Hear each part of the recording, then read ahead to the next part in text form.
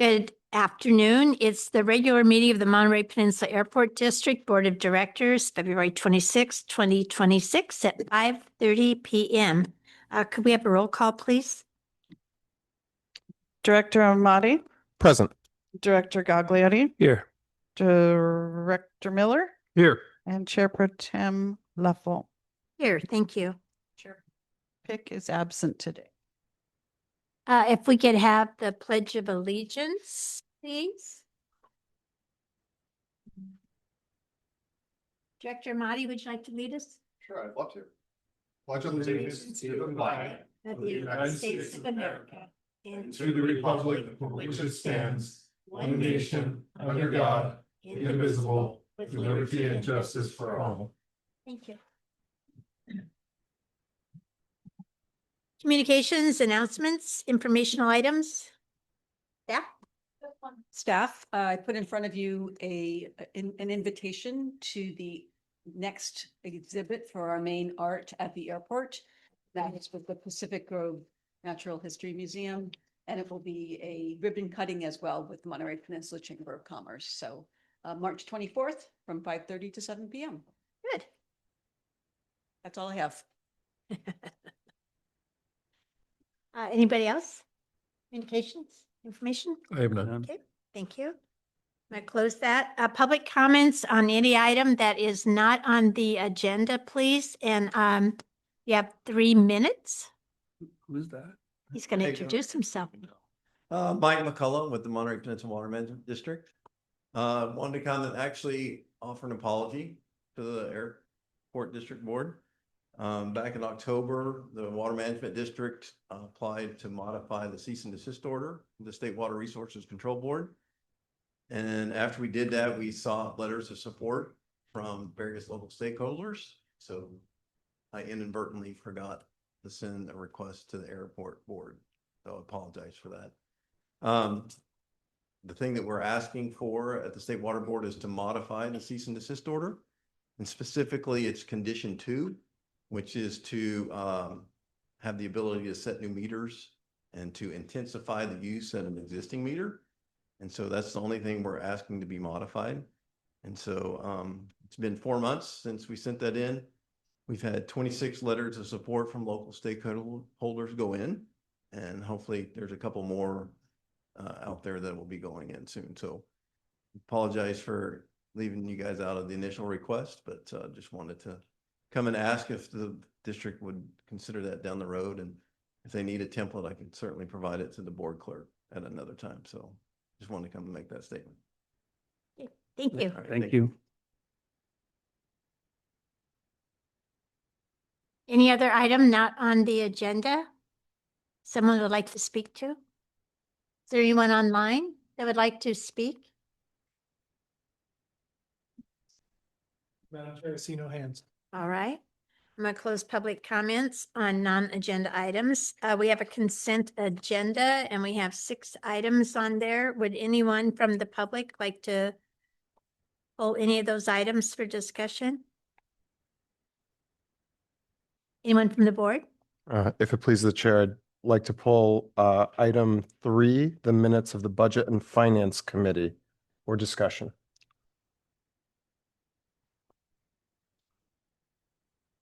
Anybody else? Anything? All right. I'd entertain a motion on items 1, 2, 4, 5, and 6. So moved. Second. We have a first and a second. Sorry, who was the second? Either one. A chorus. Yeah, it's fine. Either one. Roll call. Director Amati, Aye. Director Gagliardi, Aye. Director Miller, Yes. and Chair Pro Tem Leffel. Yes, thank you. All right. Item 3, Director Amati. Yes, I just wanted to ask, there was a note in the minutes about regarding resolution 1922. Finance Committee recommended approval of the resolution, assuming certain assurances are confirmed. I just wanted to hear what the discussion was and what those assurances were. We had a brief discussion on the the fact that there would not be any blowback on the separation of the two law firms, that the whole team that moved to the new law firm, that there would not be a cease and desist or anything that would be on them from the old law firm. And staff went back and checked again. It is a very amiable separation. The old firm is cutting loose that entire piece of business, and so they migrated to the new firm. So that was it. We just wanted to make sure there was not that we wouldn't get tied up in anybody else's legal problems. So that was what it was. Thank you, Chair. That was my only question. I move that we approve item 3, minutes of the Budget and Finance Committee meeting. Second. Have a first and a second. Any discussion on that? Anyone else from the public? From the board? Nope. Okay, roll call, please. Director Motti, Aye. Director Gagliardi, Aye. Director Miller, Yes. Yes, thank you. Okay. So we're going to have a presentation from Mike Bound, Air Service Performance Update. Yes, Mike is Oh. on, and Mike, are you sharing this? Okay, Denise will get the PowerPoint up for you, Mike. And- Okay. Okay, sorry. Can you hear me? And Mike, if you're there, we're not hearing you. Would you do a sound check for us, please? Oh, great. Hmm. Can you hear me? Oh, boy. Not. Denise, can we check on what speakers are set up? Maybe that's why we didn't hear her say she was recording. No, Hello?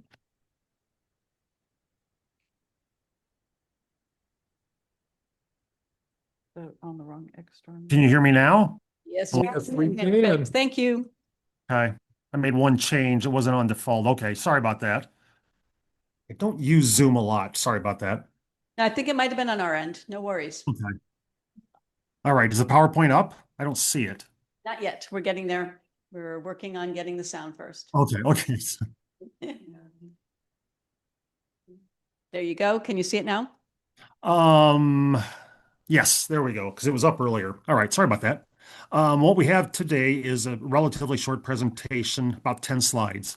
Roughly half of the slides will pertain to some key industry trends and how they're affecting Monterey, and the last half will focus on some recent Monterey trends and kind of what we're looking at going forward. So it's fairly brief. If you have any questions as we go through this, just jump in at any time. I think sometimes that kind of interactive works best. So with that said, let's jump into it. Next slide, please. Key industry slides. What you're seeing going on in the airline industry right now, you're seeing across a lot of different industries across the United States. Basically, higher end demand is very strong, where the lower end demand is not quite as strong. Where, for as an example, Delta Airlines reports that their premium products are selling about 8% compounded annually right now, whether that be economy comfort, whether it be first class, business class, what have you, while their main cabin traffic is down about 5 to 6%. And that's been a general trend across the industry, favoring your more premium carriers like Delta and United and making it more challenging for your low-cost carriers such as an Allegiant Airlines or a Sun Country Airlines.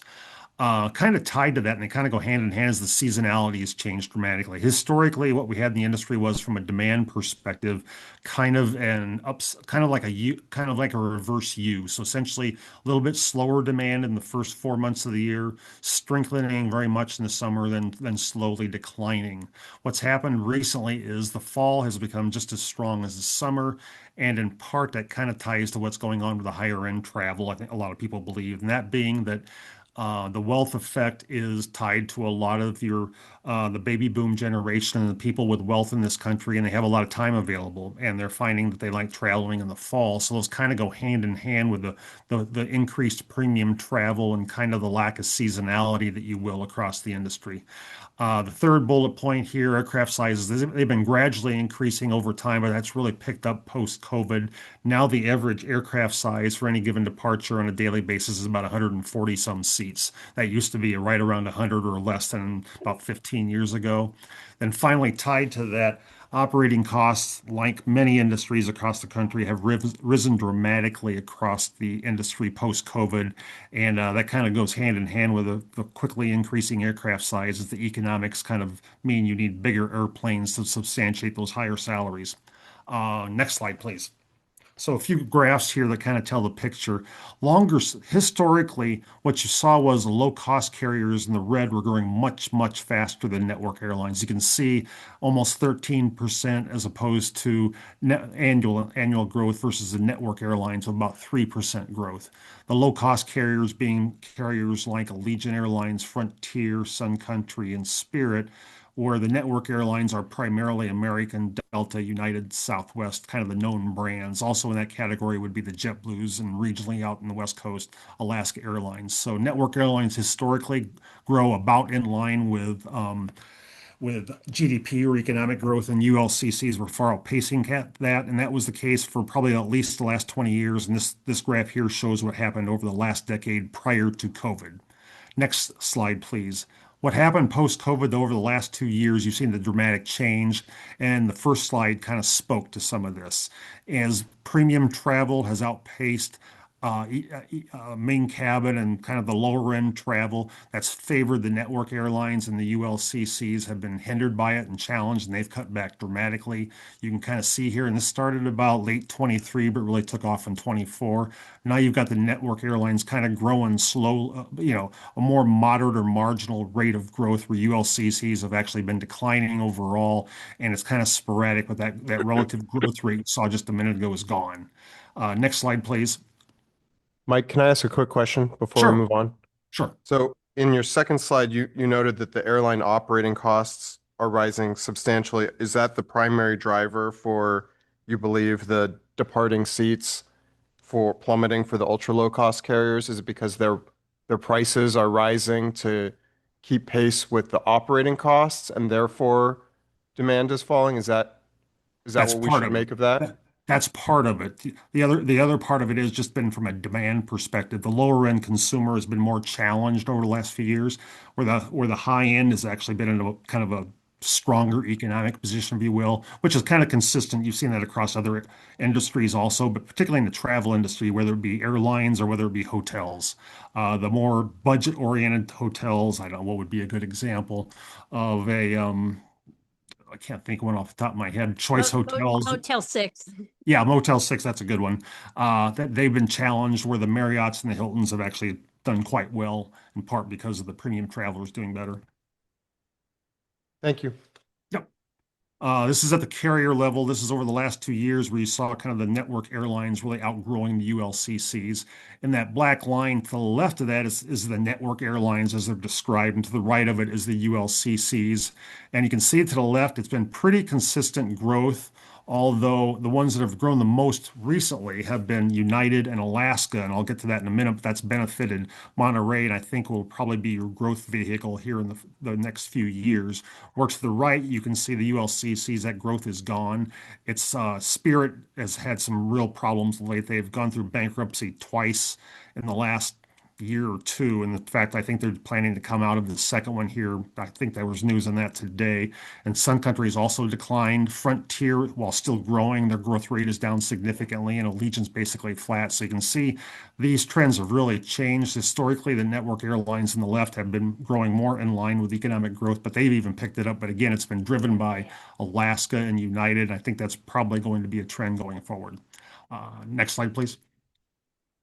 So now that's a little bit about what's going in the industry. Just to, basically on the industry side, you're seeing the big growth coming from the network airlines now outpacing that growth, in the premium travel being much faster than what we call kind of the lower end demand, which, all that said, kind of benefits Monterey. And if you look at Monterey, this is over the last decade, What you see here is some pretty good growth that's really taken place mostly since about 2018. But you can see we've gone from about 177,000 10 years ago, and now we're over 318,000. And also Monterey bounced back pretty quickly relative to most of the U.S. post COVID. And it's been an 8% compounding annual growth rate since 2018, which is among the better ones I've seen in the country.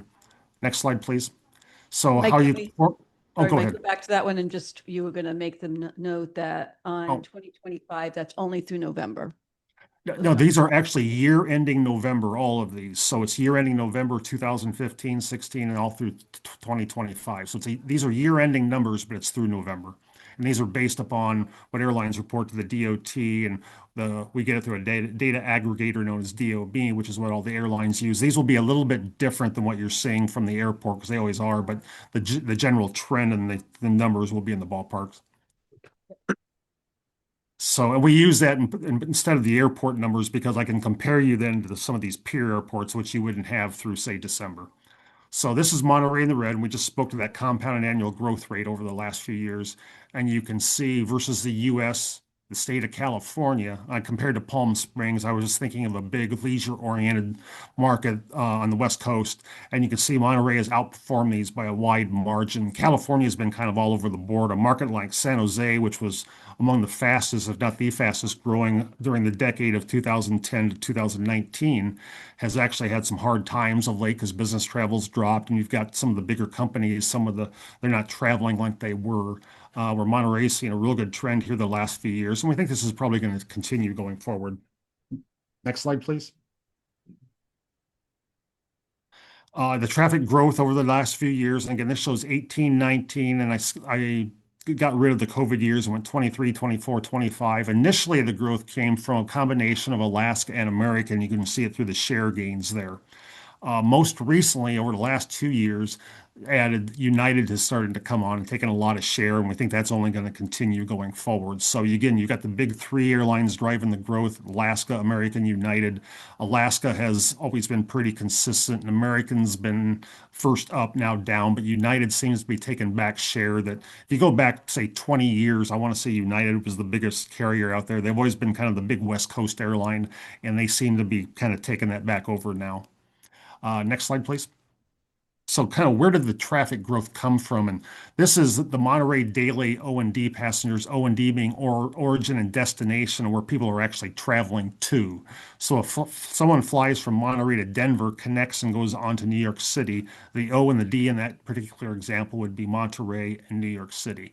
So this is gauging where your growth came from. So we're looking at 2018 versus 2025. We used 18 again, like we did earlier, because that's kind of when the big growth started. And the West Coast, in this case, the West Coast is defined as the three states along the West Coast: Oregon, Washington, and California. But we also threw in there Nevada and Arizona. Then the rest of the U.S., which is primarily going to be Denver and east of Denver.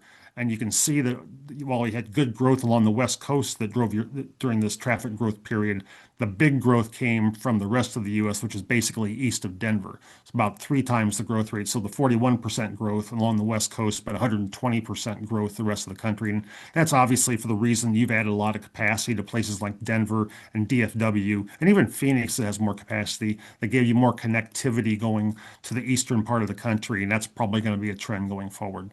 Next slide. Mike, I'm sorry, real quick question. Yep. In the header, it says by region of country traveled to or from. Is this just where they're coming from? It's to or from. It's both directions. So if I was in that earlier example, I said Monterey to New York City connecting over Denver. It would also be if you're going from New York City connecting over Denver to Monterey. And the passengers shown are one way. Thank you. Let's see here. Okay, now we're going to look forward here a little bit. Going forward, we think we're going to continue to see the recent growth from United Airlines. Again, they're starting Chicago up this summer. They've upgauged Denver, and they've really upgauged LAX. And in fact, this fall, LAX is going to be the biggest market they serve out of Monterey by a fair margin if they keep the current schedules in place. But they've added quite a lot of capacity of late, and all indications are that's probably going to continue, but we got to see how some of this new service does this summer. Alaska has been pretty positive in our meetings with them, and they're indicating they're looking at a variety of growth options. Nothing yet, but I do think they're going to be a growth option going forward. And longer term, we've had good discussion with Delta, Southwest, and Breeze Airways also, which is another new entrant that's growing briskly. Those are other growth options going forward, but we think in particular United and Alaska are quite likely, and there's some other ones with some interest. So the next few years should be pretty good going forward. Last slide, please. Mike, Yes. on the topic of Delta, so they have not been here since, what, 17 years now? It's been a while, yes. And when they were here, I mean, they had actually very good usage because we have a lot of people, particularly in the military, who are from the Southeast, and Delta's their number one choice, doesn't matter what.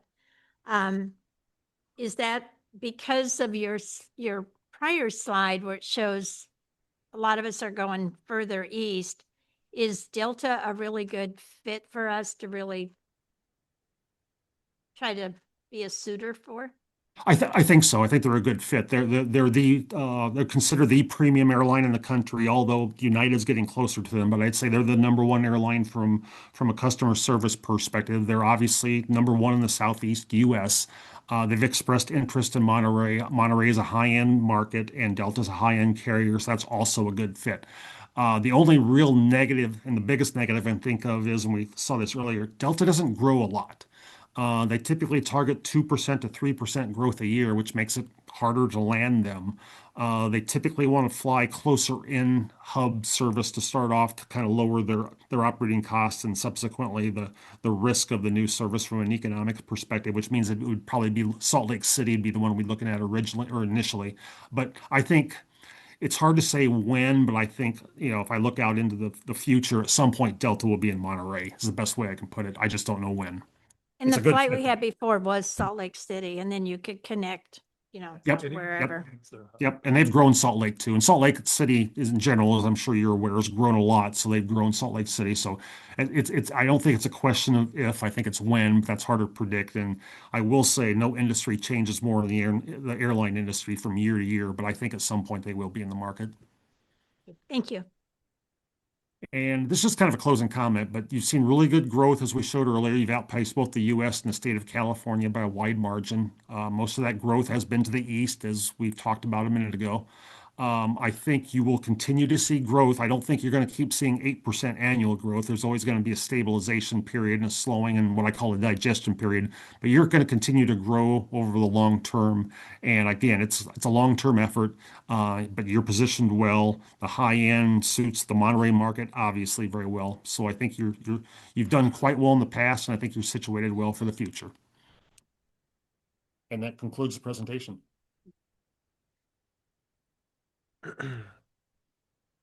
I'm going to open it up to the public for comments or questions.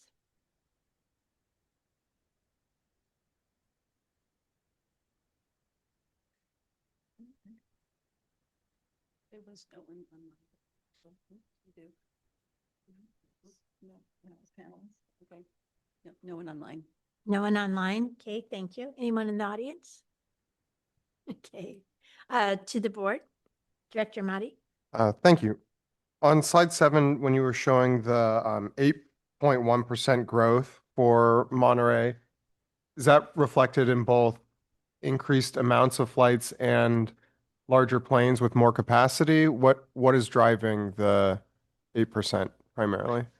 Well, the 8% was passenger volumes, but what's driving that is going to be a combination of larger planes and more frequency. And particularly, a lot of that additional capacity was going east. It was the new flights. If you go back to 18, it's going to be increased capacity over Denver. It's going to be increased capacity. You had Phoenix before, but there was increased capacity over Phoenix. And those would be the two primary drivers. DFW is some of that too, although off the top of my head, DFW has been kind of up and down. But in general, it's larger planes, it's the more frequency and the more eastbound service or connectivity, I should say. Thank you. Director Miller. Thank you, Mike. A good presentation.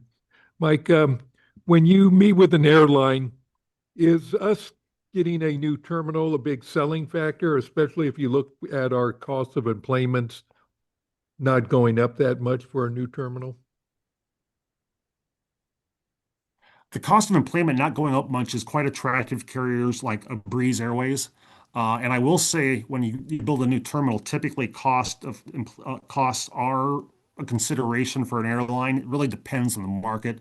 I mean, as an example, SFO, their cost per enplaned passenger, and Whitney and Chris probably knows better than I do, but it's multiple times higher than Monterey, and they still go into that market. But it's the fact that you're opening a new terminal that's cost effective, helps you with certain airlines. Someone like a Delta doesn't care so much. In fact, I could argue a nicer terminal might be attractive to them from a customer perspective.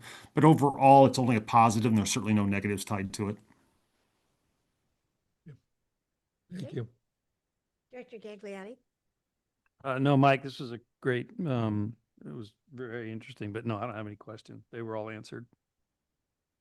So Mike, I have one more question. I saw on the first, let's see, on the first graph where the growth was about, let's see, historically, network airlines were up about, I don't know, was that like 35% or something?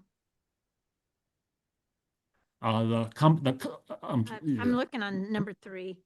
Yeah, I was Maybe looking at the that's about compounded that. annual growth rate, but yeah, you're right. The networks over 10 years were about 30, or about, 2.9 compounded annually, and the ULCCs, the low-cost carriers, are about 12.9 annually, or 190 something percent, it looks like. Okay. So then, and then when we look at passenger volume since 2018, so we had about an 8% growth. Annual So growth, yes. I think you're saying that will probably continue about 8. Did you say that? No, I think there's going to be a stabilization. 8% annual when the industry is growing at a fraction of that is not going to happen. It's just not realistic. But if the industry is growing, say anywhere from 1 to 3% over the, every, depends on the time period, Monterey will probably outpace that. I just don't think the gap's going to be, 8 to 1 like it has been. It's going to be a smaller subset of that. But I do think you'll outgrow the industry going forward. I had a meeting this afternoon with somebody who was reminding me when we had the 18 passenger planes flying. And it wasn't really that long ago when you think about it, that every time you went to San Francisco and sometimes LA, it was an 18 passenger plane. Now we had like 5 or 6 a day going both places, but then we went to the 50 and then we went to 70, what, 76. And now we're going to 154. So, I mean, when you look at how it's opened up for people, that's amazing. And if you're here when they've overbooked and they're sending people away, it's brutal. So having more seats is excellent. So thank you. Yeah, it is. And it's also much better from a customer, whatever you want to call it. It's a much comfier ride. Yeah, there's nothing worse than getting there and find out they don't have a seat for you. Yep. So, well, thank you. We'll look forward to the next one, and whoever's going to Jumpstart or wherever you're going, good luck. Thank you, Mike. Appreciate you All right, coming thank you. on tonight. Yep. Thank you. Good night. Good night. Good night. Okay, second thing is a presentation on the construction project update. Yes, so we've got Dan Johansson, project manager, and Tim from Hansel Phelps here to do a presentation for you on an update on where we are in construction. Yeah. Tim?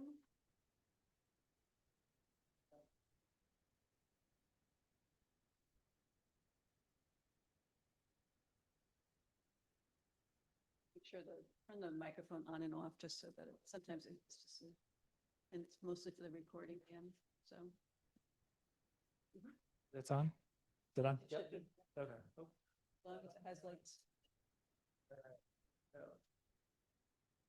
Good evening. This is new for me, so instead of in the morning, but good evening. We wanted to provide an update to the board as what we've been doing out in the field. So we were last year in August, you recall, when we were wrapping up the parcel project prior to starting the terminal and land side. And so we brought Tim along, he's the general superintendent for HP. And he will talk more about terminal. I'm gonna briefly go over landside. This works. Might actually be the first one. Okay. That should work. So similar to last presentation, we'll just give you an update where we stand on landside, some of the phasing and some of the work that's taken place while we're dodging raindrops, and then a 3-month look ahead, similarly to the terminal construction, which I will pass on to Tim. So here's the way we divided the land side and color coding. So right now we're working on phase 1A, which is in that lower right-hand corner, to get that up and ready so that we can do the switch over so that they can start working on phase 1B. So that we have suitable parking while we're doing this transition. Additionally, just got permit from the city to begin the roundabout work, which we identified as phase 3 of the. So that is starting next week. And that is planned to be finalized prior to Car Week. So this is why we are doing it now. And so while we have the opportunity without as much interruption as possible, and with the intent that this will stay open, the Garden Road and Olmsted will be open at all times. So it's being phased accordingly. Dan, let me just, and to speak to that from the social media perspective and the communication perspective, we just finished a press release that will go out in the morning, as well as social media. We worked with the PIO, the Public Information Officer in the city of Monterey as well, to review it and help. So they'll also be posting it. So we're working in tangent with the city and ourselves, getting that message out that the construction is starting on that roundabout. So And it will be completed by August. by August. By August. the end of That's July. amazing. Yeah. They know they have a hard deadline, so we're not impacting Car Week festivities. There will always be 2 lanes open. You know, there'll be flaggers out there. There will be,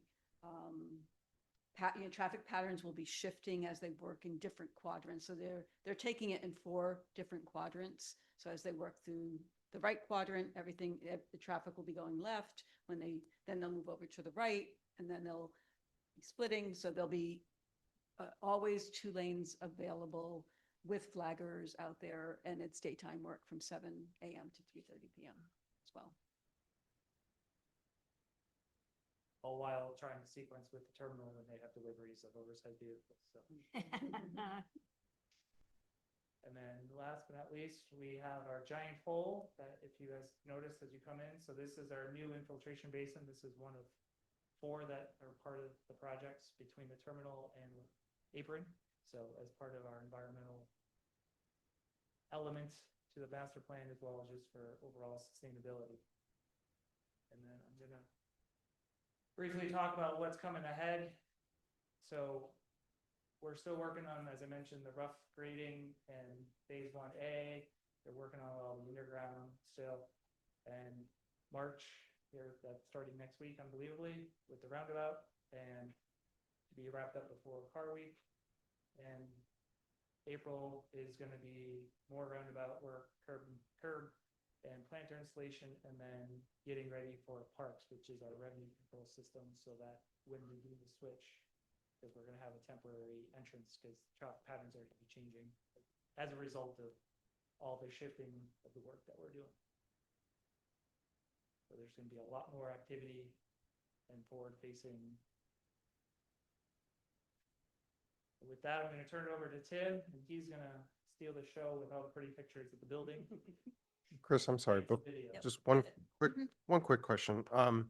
For the implementation of the parks equipment, in terms of, are we going to be doing a dress rehearsal or anything like that in terms of training for staff to make sure that the implementation of it goes smoothly, or are we just going to flip the So switch? It will, so that system, we are going to switch over to the new system in this temporary condition. So it gives us an opportunity as staff to learn it.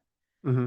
We still will have Republic parking out there as our parking concessions working through it. Okay. So more to come when we get to that we don't have a date certain for that yet. So when we get closer to that will be a whole nother public outreach component that we'll get started on. But that's about 2 months away. About, yes, somewhere in that. This is just getting site prep right now, so when Got when it. we do that shift is a little bit further beyond that. Okay, thank you. Are we having any problem with any of the utilities falling in line? That no one is dragging where they're gonna put us behind? No, we're working through that. We should be on schedule.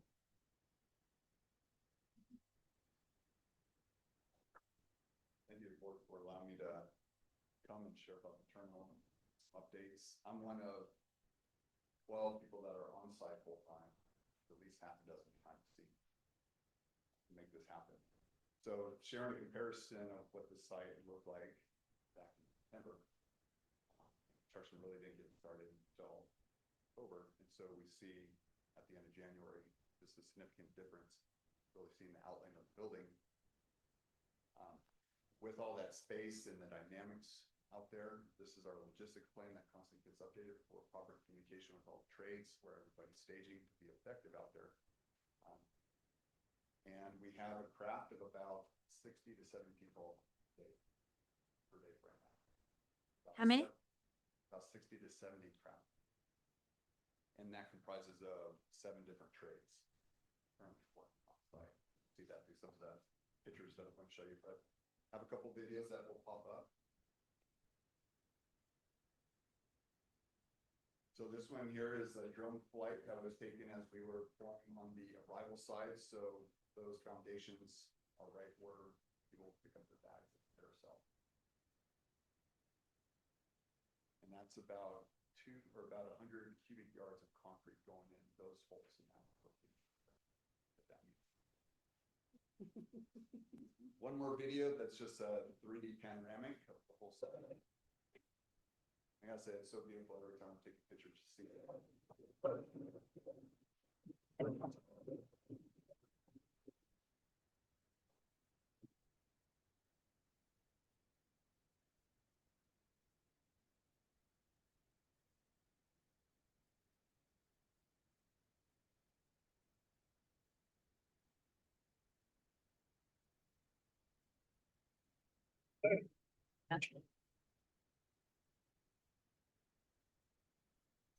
So you have then the land side on top of it too.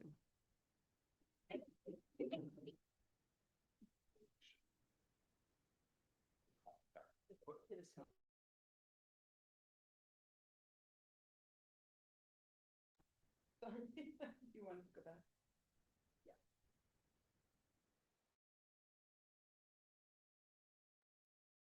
It's separating the concourse on the upper level, and then down below is where the baggage handling will be. That specific location where that blue piece of equipment is where the HVAC system will sit. And then this is hollow, right? Going south there. That becomes hollow, or is that? That'll be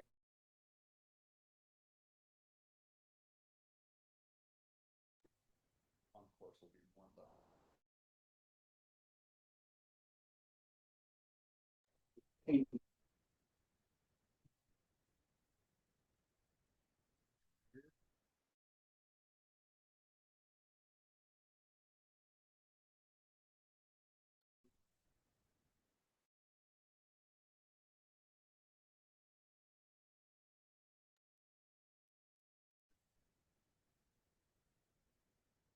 So I think your question is, will part of that be covered or is that all outside? Is that?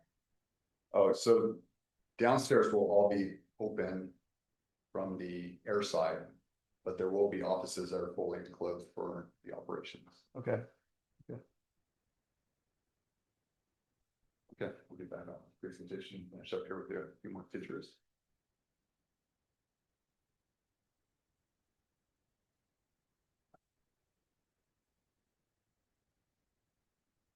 How much did the rain put you behind? So the rain impacted this last one that we had because there was about 4 inches that came down. Yeah. So it impacted a little over a week. But we held to the end date because we built in anticipation of rain. Yeah. Knowing that we were coming to this area. So that's a good view of that wall that we were just looking at in that video. Right.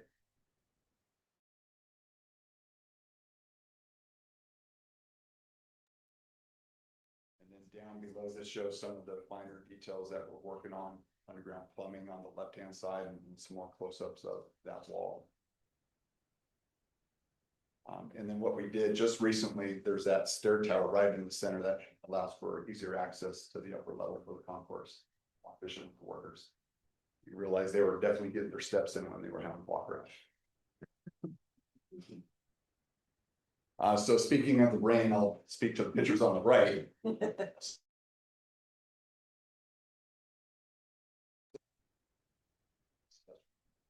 week before that is the picture right above it. It's a big difference. Yes, we turn. So we do have quite a number of tanks that have been pumping out the water and holding it until it's appropriate to discharge it. Off to the left side, that picture there, that is one of the baggage drops. Where when you check in, they can drop the bags down to the carousels down. I see how it goes. And then some forecasting. So for the next 3 months, we're going to be finalizing the GMP4 coming in March. Continuing with some of the work I was describing with underground utility foundations, getting them slab on grade up at the concourse level. In April, more of the utilities, but then we get steel towards the end of April. And steel will be there April and into May. And that picture depicts essentially what you'll be able to see during that time period. That's what's filling in the hole, that open area, is that correct? Yeah. Yeah. Yeah, what you see closer in the picture to you is what will fill that hole. And steel makes up about 70% of the structure. The rest is mass timber, which I isn't showing this because it's on the next photo.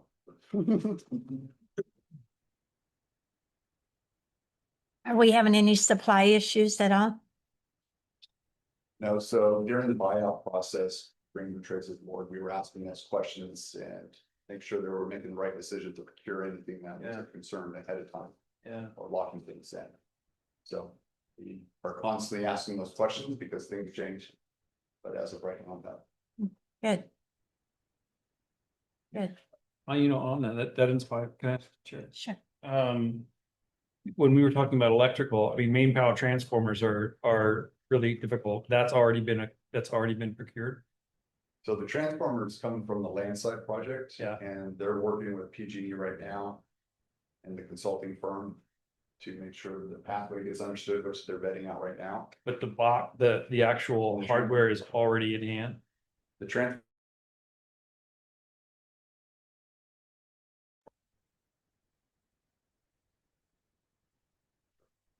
That's the. Yeah, well, I mean, just getting them, I mean, they're difficult and their lead times are double now with these. Yeah. Thanks. Director Miller? Yes, thank you. Nice presentation. Getting back to the roundabout, are we going to have a raised center or is it just going to be painted? Will we have a raised center in the roundabout? You talked about planters. Is that where the planting is going to happen in the center circle? Okay.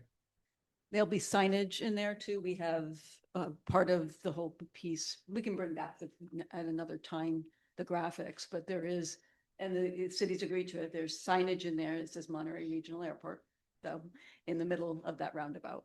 So Good. Yep. Very good. Director Marty? What's your targeted substantial completion date? Toward the end of summer. So End of summer 27. So that hasn't been impacted yet by any of the delays. And Executive Director Morello has been informing us about the delays with GMP4 that you were working to try to still get some bids. That all has been resolved.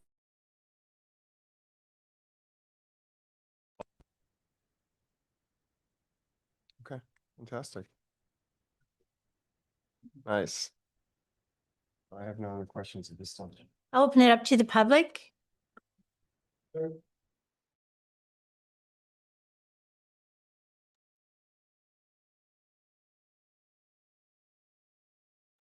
Some plans along with the whole 68 redo to maybe change the light to a roundabout? Or is there anything going to happen to the light that's out in front? So that's not our property. That would be that would be a Caltrans issue. Okay, So we are doing a roundabout at Garden Road, Olmsted and Fred Kane. okay, With the help of the city as part of our environmental mitigation with the city.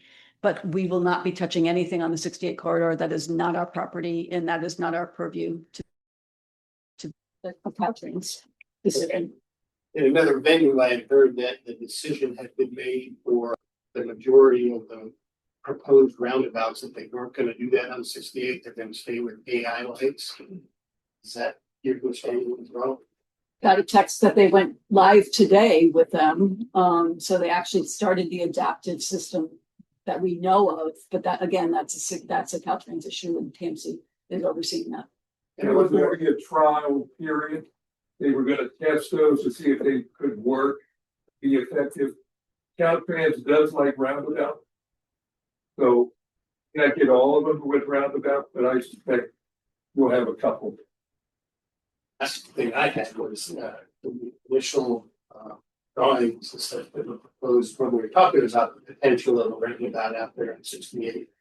About putting some kind of a structure out there. Is that going to go as part of the signage in the roundabout at Kane Road or at Garden?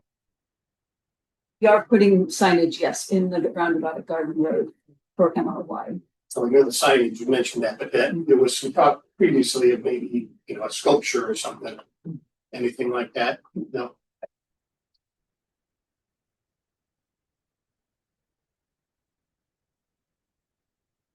Thank you. Yeah. Good update.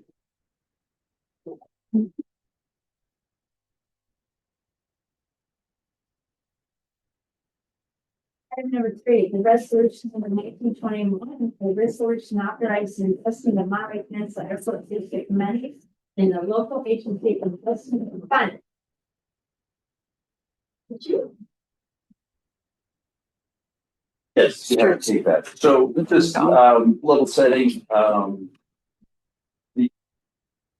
district has had time late as a committed investment.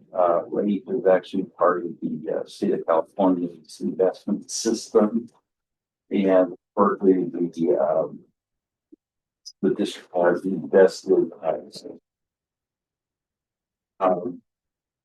There was a period of time where in cases of rising short-term investment yields, T-bills typically quicker than late for all the maturities of late's portfolio. Rates start declining, short-term rates start declining. They decline quicker on the T-bills than they do on late. So I did the analysis and we made the decision that it was more advantageous to the district to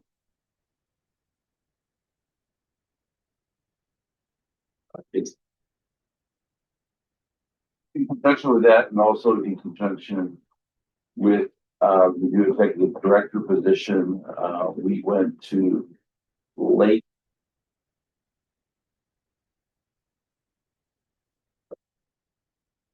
documentation.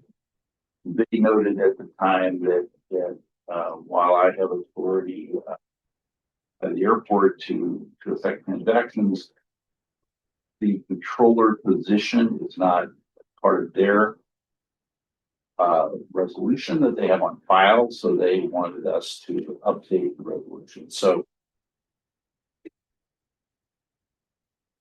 as the executive director position and the controller position as the people to protect transactions late as an internal control procedure.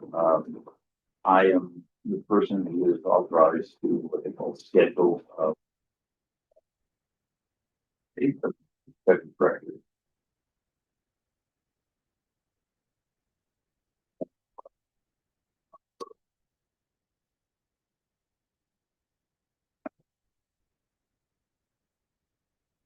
Just add to that this does go in line with the finance and accounting policy implement to the board as well. So it all just now is lining up and including some of the documents. Open it up to the public. Any comments? To the board, Director Mike. Yeah, thank you for that. Marta? I actually had a really quick question. In the finance and accounting policy manual, when the monies are moving around and Director Morello signs off on it, are we notified in any way, or is there an amount limit at which point a notification happens, or is this all fully within your purview? Or no?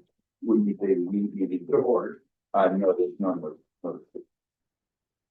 So the board has, through the capital resolutions, authorized staff to execute the movement of funds into permitted.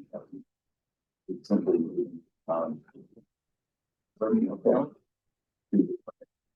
So only two permitted investments are defined in terms of risk profiles and ratings. But as a matter of practicality, all we have ever done is to rate. The spirit of the investment policy of permitted investment basically is investments for which there is no risk of loss. Add that, then you do see it monthly in the reports. The money is Right. all laid out in the month.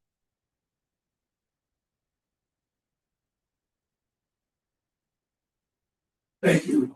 So underlay tied up for a specific period of time. It's very liquid. It's absolutely liquid. You can actually use in-day withdrawal.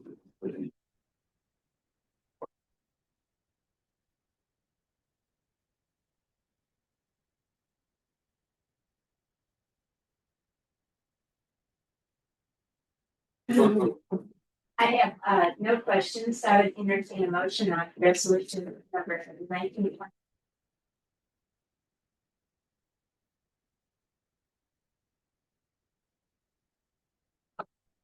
Director Motti. Aye. Director Gagliardi. Aye. Director Miller Yes. and Chair Level. Number 4, resolution number 1922, a resolution authorizing a professional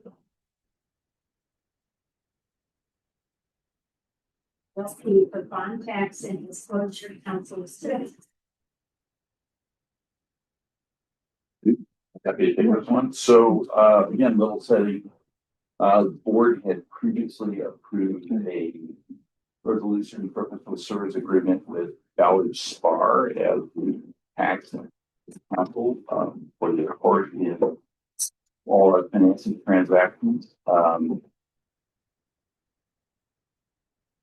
Where we closed our no transaction partner, our engagement partner at Ballard Spar notified us that we was going to be to Barnes and Thornburg, as were the entire public finance group at Ballard Spar.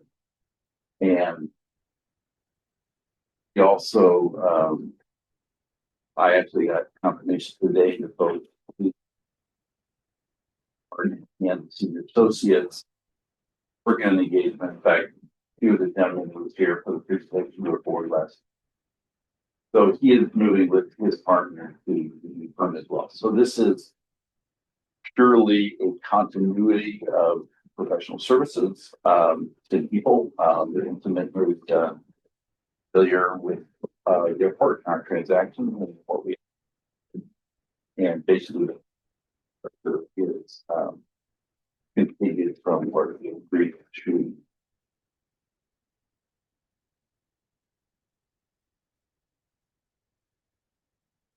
Just want to add one thing. In one of our phone calls, they also said this area of expertise will not exist at Ballard and Spar anymore. So so you couldn't keep it there if you wanted to, because they're not going to be in that area anymore. Right, so we would have to, it would Farnborough, we would have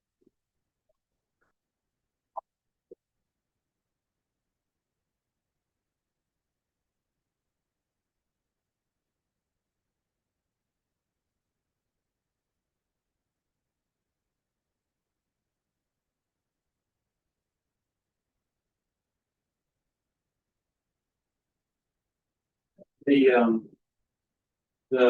one firming up with the, I think, firm have the same, is bond with the security or, you know, all of that. I would say that barn larger size and Village Bar, they about they're national.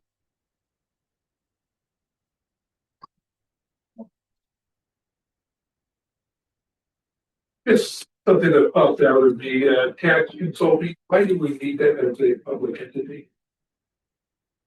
There are some mutual tax example.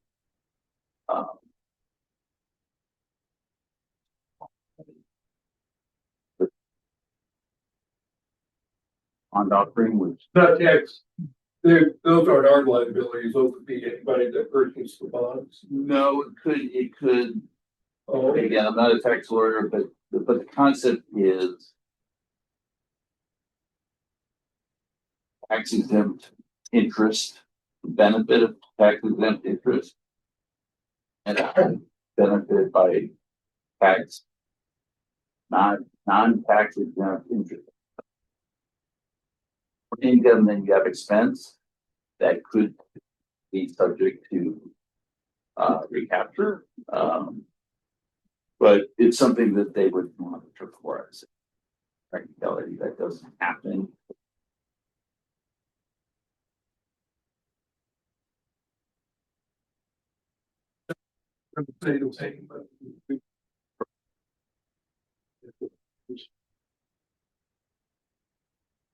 So there's no fees that we owe to Ballard Spar for.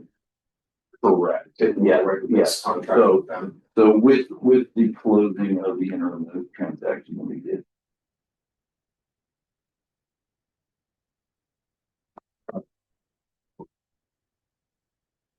With anyone at Barnes and Thornburg. Are we going to be working with anyone from Barnes and Thornburg outside of the team of people that you've already been working with?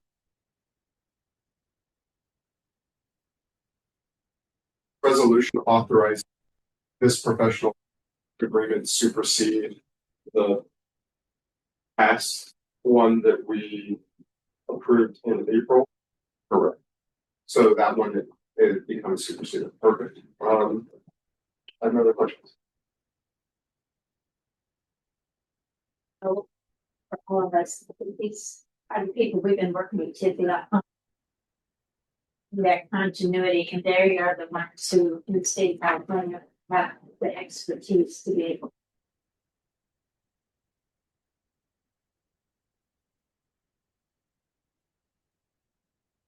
This a bit simplicity.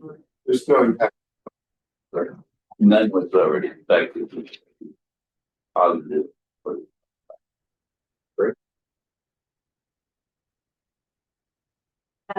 Entertain a motion for resolution number 1922.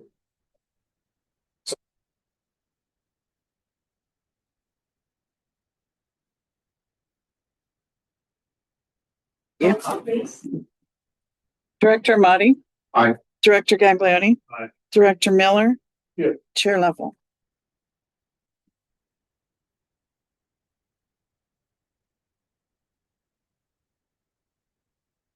Give us a second to, yep. This one, and then Whitney's going to walk us through this.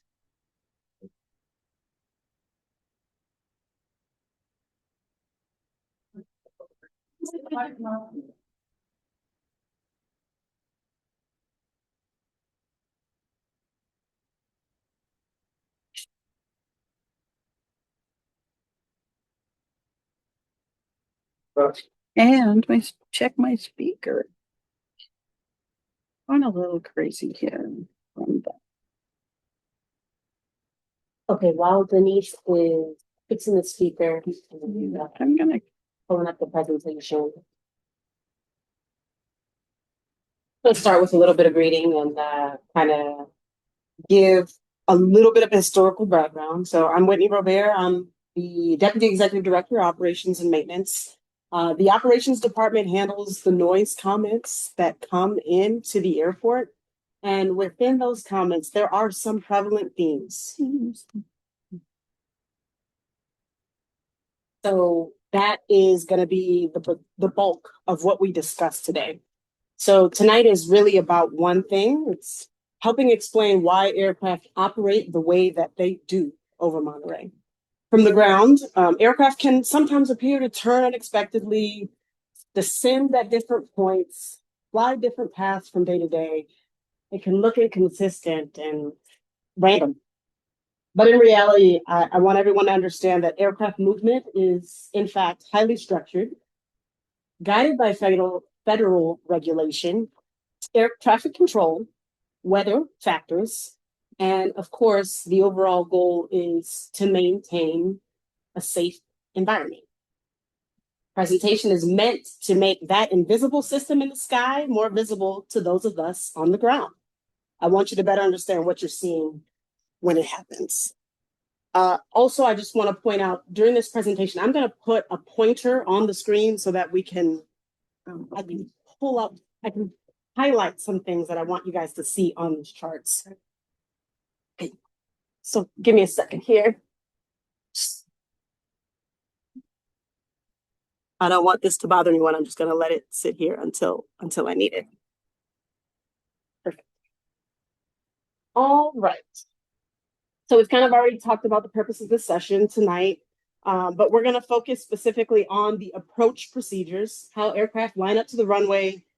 We're going to talk about how altitude is determined, and we're going to talk about how weather plays a role. Again, I want to offer you guys some clarity throughout this discussion. I try to keep it as basic as I can, but there will be a need to use some terminology as we discuss. So I ask that everyone bear with me. There are only two categories of landing approaches. You're either doing a visual approach or you're doing an instrument approach. Every arrival into Monterey falls into one of these two categories, nothing in between. The difference really is in the instrumentation that is on the aircraft and the equipment that is working on the ground. And everything is helping to guide those aircraft safely to the runway. And we're going to discuss those different equipment elements in further slides. All right. So what determines the type of approach that a pilot uses? The primary factor in determining whether an aircraft flies a visual approach or an instrument approach is the visibility. And that is the forward visibility that you can see from a pilot's windscreen as depicted in that photo on the left. A secondary factor is the cloud ceiling, and that is where the base of the clouds are in the sky. I want to point out that commercial airlines flights generally always use instrument approaches, some type of instrument approach, even if there is good weather. And reasons that they do this is because instruments provide consistency, standardization, and an increased safety margin. So when you see an aircraft flying what looks like a structured path, even on a clear day, it's intentional and procedural. Key message that I want everyone to take away here is that aircraft do not choose their paths. Procedures and air traffic control dictate where they go. Okay, here's where we're going to get a little technical. Just as there are two types of approaches, visual and instrument, there are two types of instrument approaches. Precision approaches provide both horizontal and vertical guidance all the way down to the runway. Non-precision approaches provide horizontal guidance only. For the vertical component, pilots will descend in a structured step-down segment, and I'll show you that on the chart later. They're listed and published on an approach plate. Both of these are regulated procedures, and this system allows the aircraft to land safely, even when visibility is reduced. Okay, so I'm going to talk to you a little bit about each of the types of approaches. Here at Monterey, we have an instrument landing system, or an ILS. It is a precision approach. Again, precision approaches direct aircraft laterally and vertically along what's known as a glide slope. In this case, altitude is not discretionary. You have to be in an area that allows you to capture that glide slope. And this is dictated by the published procedure and monitored by air traffic control. So what we see in this slide on the right is the ILS system. I know we can't see exactly the different components. Basically what it is radio frequencies. There's 2 different frequencies that are broadcast. And when you're in a position to capture a percentage of both of the frequencies, you capture that glide slope. Okay, so that's what I'm demonstrating, what is demonstrated on the right. On the left, we have what's called a CDI, or a course deviation indicator.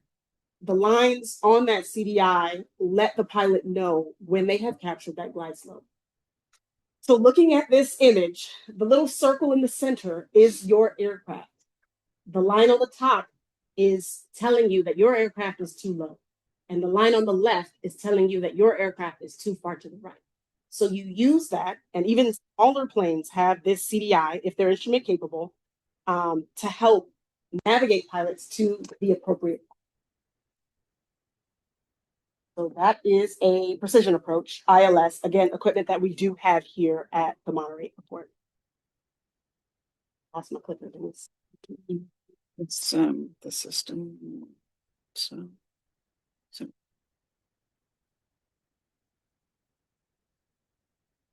Next, I'm going to talk to you about non-precision approaches. In a non-precision approach, pilots descend in specific altitude segments. It's okay. I'll keep talking and then I will do some pictures next. They descend in specific altitude segments until they make visual contact with the runway. Again, these altitudes are published, standardized, and not chosen at will. So now I'm going to go into detail about what's on the pictures. So on the right, you see the 2-8 localizer approach. This approach has 5 different points that are correlated with those specific step down altitudes. So I'm going to take my cursor just to show you what this looks like here. And I can even zoom if we need to, but the points are named here. Those are the 5. Again, we have that CDI shown on the left. We can see that we are low and to the right. That's a good question. So, which is each of those points? There's a vertical marking, but are there also horizontal markings that align with what those points are as well? Is that what that gray kind of cone is up above? It looks like Dr. Gabbard is going to say that. It's the 5 right above. See which the picture goes straight up. That little flag still in the like 17.5 just below. Here. See that right there? Yeah. That is what's called DME, and that would be also read in a instrument or a combined instrument CDI. So that gives you how far out you are. And then so the pilot has to be 17.5 DME at 5,100. Right. And then 5,400 at what's that? So it's range and altitude, 14 point. That was right. That's perfect. Range and altitude. Range and altitude. That's what, yeah. Exactly. The flight path is dictated by the tower and then giving you the approach, or the flight path is designated by what? By the radio beam, we have a localizer, which is giving you left, right? Got it, which side to side. That's the, if you were flying a non-precision approach, you would not have that top bar. That top bar would flag, but you would have the left-right bar. I see that bar, but it would be flat. That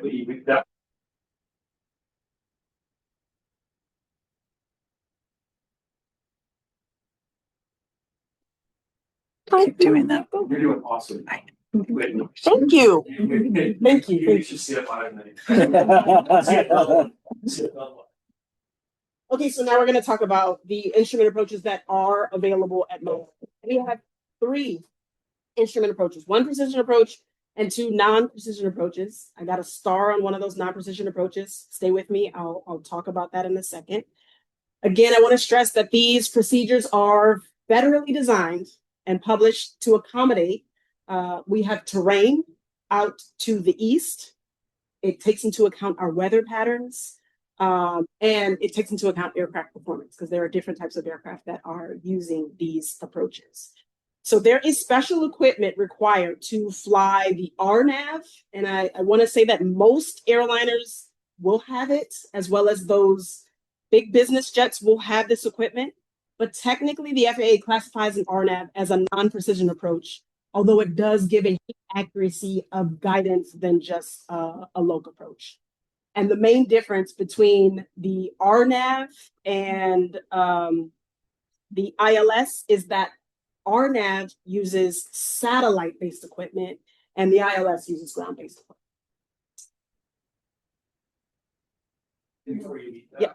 our RNAV actually is considered a precision approach. Our specific RNAV here, our RNAV 2880 is a what is it? LNAV, LNAV. but you have to have LNAV in your aircraft. So that's right. Yeah. Published is exactly what you said. But if you but in that plate, you will have an LNAV thing, and then you are applying a precision approach.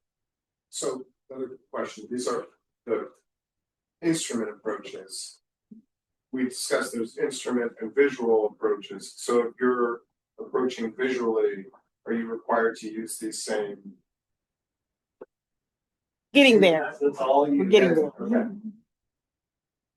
All right, allow me to continue, and then Yeah, I think of it'll course. become more clear. No. It's when we use the pointer that it likes to hiccup. Okay. So we talked about that there are two types of approaches, visual and instrument. There's two types of instrument approaches. One of the key factors that you have to maintain in an approach in flight in general is altitude. So altitude is the vertical distance of an aircraft from a specific reference point. It's typically measured in feet, critical for safety, navigation, and performance. It differs from height or the distance above ground level, and it's crucial for determining fuel efficiency. Weather is different at different heights, and air traffic separation. Altitudes are in aviation are referenced to mean sea level, or MSL. This standard reference point ensures that aircraft in the world are using the same baseline for vertical separation. Again, critical for keeping aircraft safely spaced from one another. So what is MSL? MSL represents an aircraft's altitude relative to the average mean sea level, rather than directly above the ground. We're adjusting everything to the standard of what it would be based on the pressure within that specific environment. Pressure settings are continuously reset. You pick them up from air traffic control. Even when a pilot is en route, they're getting this information continuously. And I want to note that sometimes an aircraft that appears low visually may still be fully compliant with the federal regulation. And to give an example of how mean sea level works, you're flying at an MSL, call it 3,000 feet. There's a mountain below you. Flying, there's a valley under that mountain. You're still at 3,000 MSL. It doesn't change relative to the ground. It changes relative to that mean sea level by way of that pressure set. What's the mean sea level of our runway? What is the mean sea level? So our elevation here at the field is 256 feet. So that's AGL. I don't know what the mean sea level is of the field itself, but looking at this slide, the pressure setting is what is broadcast at the airport on a daily basis. So as that changes, mean sea level changes. And the way mean sea level is calculated is they've taken the average sea level rise over like 19 years and called a mean. And so they use that. I think our published elevation is probably something. You think it's mean? I'm not sure. Well, the MSL is going to change student barometric pressure. One of the things you're going to do. And so typically what you'll do to verify that on the ground, you just set your altimeter. You should know what that is. It should match up with whatever they see the barometer.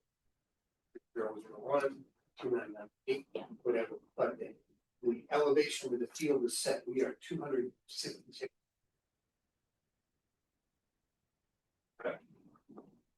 Yeah, so that our elevation that we can see. So that the field elevation never changes, but in the cockpit, so I would be the same as so.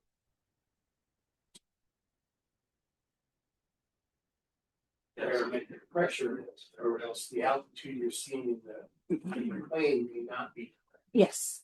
And we have that there. So the standard condition for barometric pressure measured in inches of mercury is that 2.9 or 9 or 2.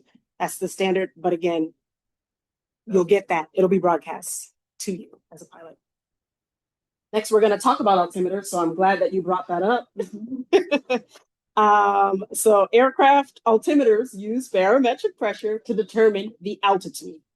Air traffic control provides updated pressure settings regularly, and pilots are required to tune to that setting. Even small changes in pressure can affect the indicated altitude in the aircraft, which is why constant updates are necessary. Note that an incorrect altimeter setting will result in an incorrect altimeter reading, which would display an incorrect altitude to those viewing the information online at home. Transponders are in use and pull altimeter information. So I want to draw your attention to the image on the right. This shows that in colder weather, aircraft can look lower from the ground, even though pilots are following the same regulated altitude procedures. I'm sorry, I thought I'd be able to zoom in. Maybe if I turn the laser printer off. And then let's zoom. There we go. Does it let me zoom? We practiced this. We did. There we go. Okay, so you can see that at 5,000 foot pressure level, all these aircraft are at the 5,000 foot pressure level, but it changes. The true altitude over the ground changes based on the outside air temperature. That's what this image is showing. How do I get out of this? There we go. Get my laser printer back. Sorry, can you repeat that? Yes.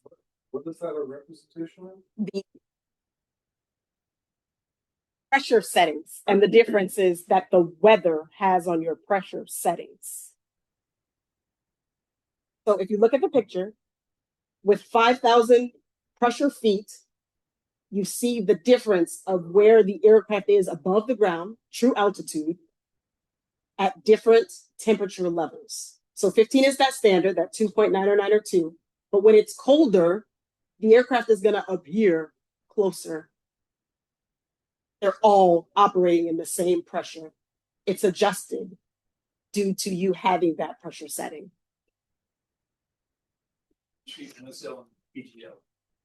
Your true altitude. But visually, if a plane is 500 feet above the ground, it doesn't matter what the temperature is, it's always going to be that same. But it's size. but what it read, but the altimeter is going to read differently. Correct. But visually. So 500 feet looking up from the ground may look different than what's showing on the altimeter. That is exactly, that is fine. You're absolutely right. AGL is actual, it's above ground. That is actual. Yeah. But your MSL But might right in the aircraft, yeah, it might say 800. Yeah. Right. And every aircraft in the airspace is used. Right. So in that right, there could be at 20 or 30 degrees C, there could be a plane at the 4,000 pressure level or 4,000 foot pressure level. There's exactly 1,000 feet between the two planes in that 30 degrees C. That would be most important. Relative altitude between aircraft or things within the same Pressure setting.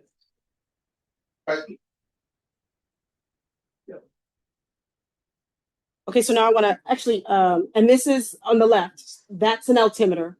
Altimeters get their information from the static pressure outside. There's a port that's on every aircraft that feeds that information via the altimeter. So pilots go on based what their altimeter setting says, not what they actually are above the ground level. Okay, so now we're going to talk about minimum safe altitudes. Federal regulations require aircraft to remain at least 1,000 feet above the highest obstacle in a congested area, except, and this is critical, except during takeoff and landing. To land, you have to get closer to the ground. To get closer to the ground, you have to lose altitude. So this is when that safe altitude restriction no longer applies. And again, these are regulatory.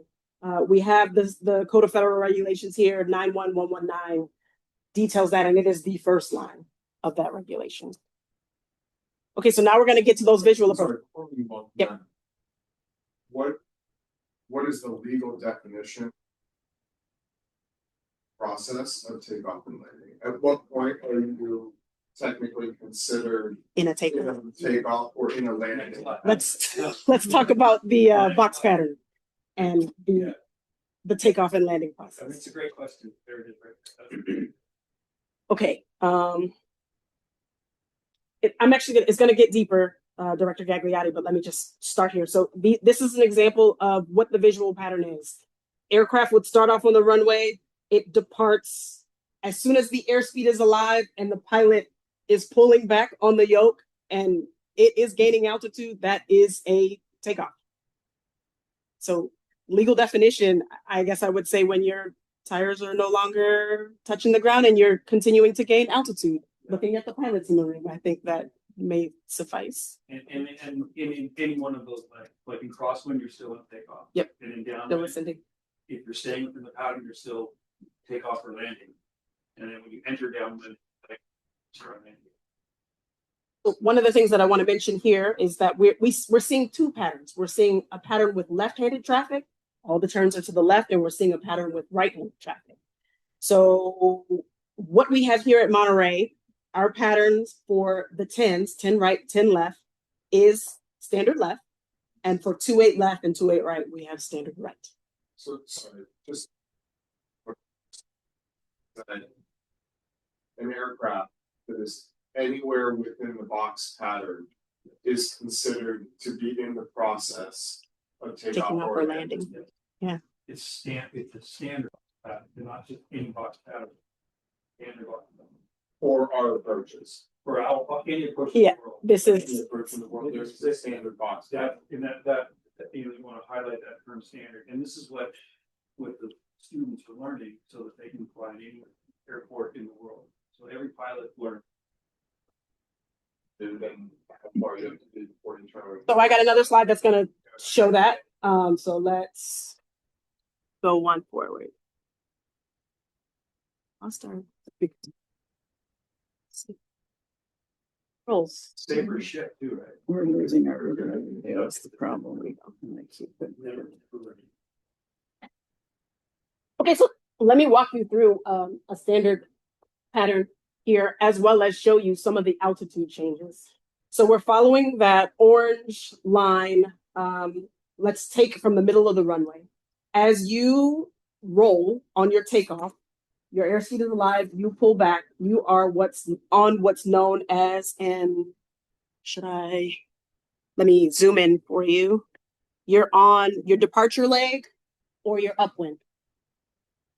You continue upwind until you're about a half a mile from the threshold, and that's when you make that left-handed turn to what's known as your crosswind.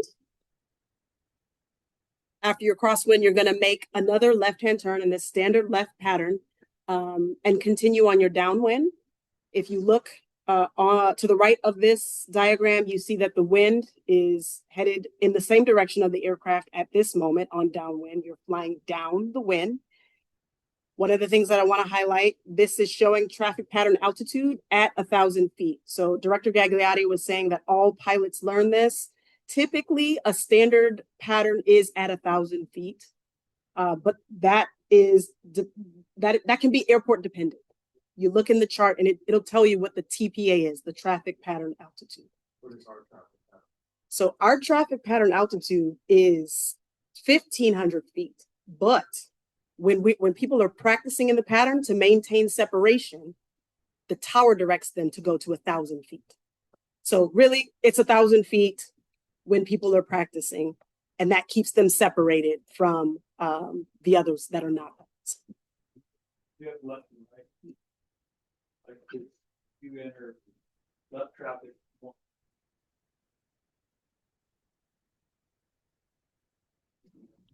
Again, dictated by a document that's published by the FAA. And they take into all the things that we talked about earlier: safety separation, aircraft performance, terrain, weather patterns, etc. Okay. Yep. When you're on the downwind, Yes. you're a half mile for a left pattern box. You're a half mile north of our runway. For left traffic, you're half mile south. Half mile south. Yeah. Okay. So for a right pattern, then, if you're a half mile, where is that in terms of your neighborhood? Okay, well, so. Is that Delray Oaks? So you're flying? Yeah, it's all right. But, visual patterns are sight picture. They're driven by sight picture. This is what the students are learning. So in my aircraft, my sight, because I have a down spar, if I'm splitting the runway, if the runway is splitting my down spar in half, I'm within a mile. I'm within 3/4 to half a mile from that. Use that, and that's a sight picture that I just built, and that's the only way to get it is repetition. With a low-wing aircraft, they have a different sight picture. Yeah. You know, they all have different sight pictures, but they are used to make that 3/4 to half a mile. Picture this pattern for approach. Aircraft are going to be less than 1,000 feet when they're in the 0.1 where they're climbing to 700. Yeah. And from between 1 to 2, they're now climbing to 1,000. And then along the 3, they're at 1,000. And when they make that turn at 4, they're descending down to 700. I would argue and say that at the midpoint of your downwind, you're starting to lose altitude. And we do have some additional photos that'll help to illuminate where you are and if you're ascending or descending by way of information that Dr. Gagliardi has given us. So we'll show you that in a second. Like it's a 45-degree where you're turning. Where you're turning your base leg. It has to look. You drop your flaps or you drop your gear or something like that, being the numbers. And then you look back and then you can tell 45 degrees out of the sight picture and you make your altitude is all just judged. But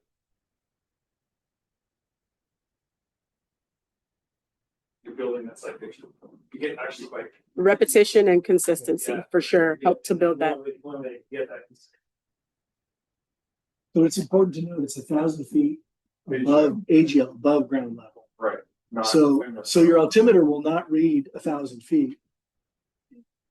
Yep, when I was in Salt Lake City, I went flying with a friend. Altimeter showed like 4,300, which was just weird to me because I never fly down here because the ground is 256, right? 1,000 feet AGL, your altimeter is going to show 1,250. Yeah, that's right.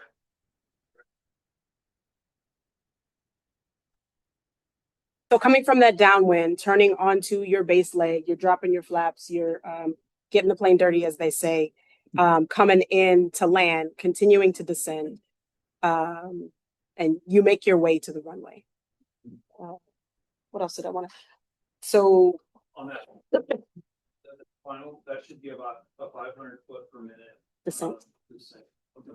A controlled. You're pitching for airspeed.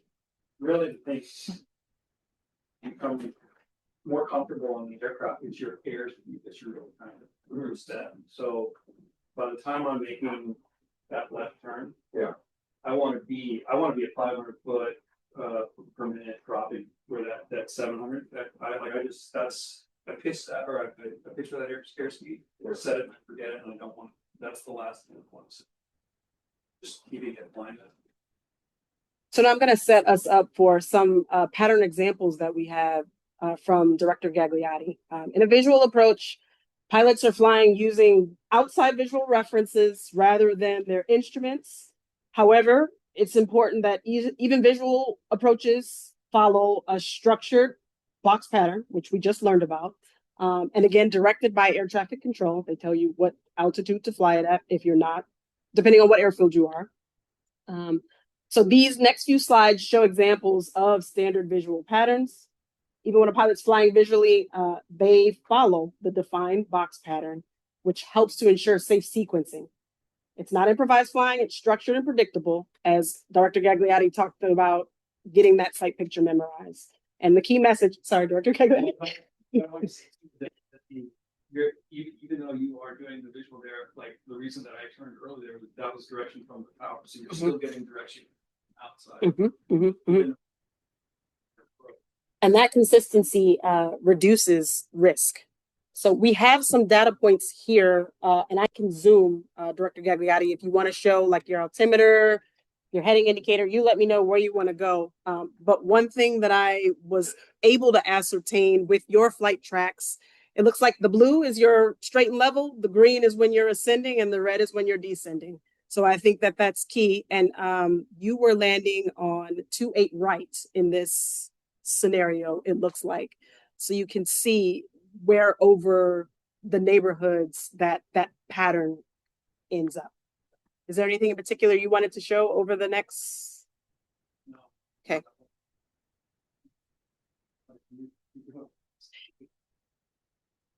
Okay, let me show your, and you tell me if this is, you got fancy plane. It's not what I learned in. So is this your altitude would be there, yeah? Where you are at that point. So I'll have to zoom out to show where you were at that point. Yeah, and the graph below.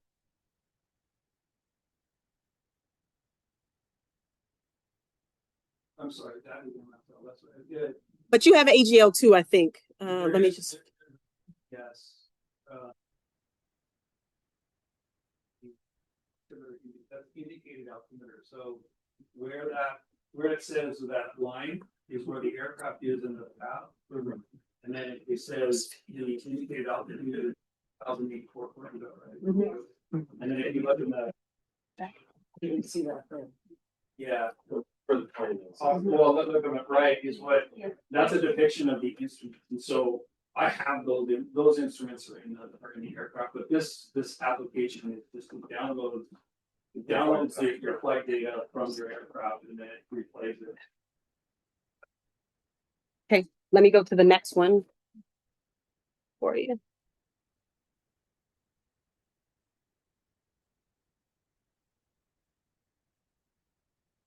So here's another approach. Again, it looks like you're set up for the same runway, but you can see the structure of the pattern. They don't exactly overlap. That could be a condition that it was windy or, for whatever reason, but it's the same box structure that's there each time. The one that extends longer, that the tower was calling my base. It's because there was. So where I turned, so there's one that's like a standard box pattern, and then there's the one that's coming from away from the airspace, and that comes in, and you see it lined up. At that point, tower was telling me. I'll call your base. Yeah. And then this is the third. So again, it just shows the structure across all three different attempts or approaches to land on the 28 right. So gonna wrap this up, put a bow on it. So here's what all this means. Aircraft do not independently select their approach routes. Air traffic control, direct sequencing, spacing, weather often determines approach configuration. Federal altitude rules apply over the congested areas, except during takeoff and landing. Safety and predictability guide every arrival here at Monterey. Aircraft operations are not random and are not discretionary. They're structured, regulated, coordinated through a federal system designed to protect the people in the air and on the ground. Every arrival you see is a result of the published procedure or that standard box pattern that all our student pilots are learning. Air traffic control also gives direction, and there are numerous regulatory requirements that factor into how these approaches are made. And our goal tonight was to be transparent and again, to make that invisible system in the sky a little bit more clearer to you. I hope everyone's learned a little bit today. Thanks.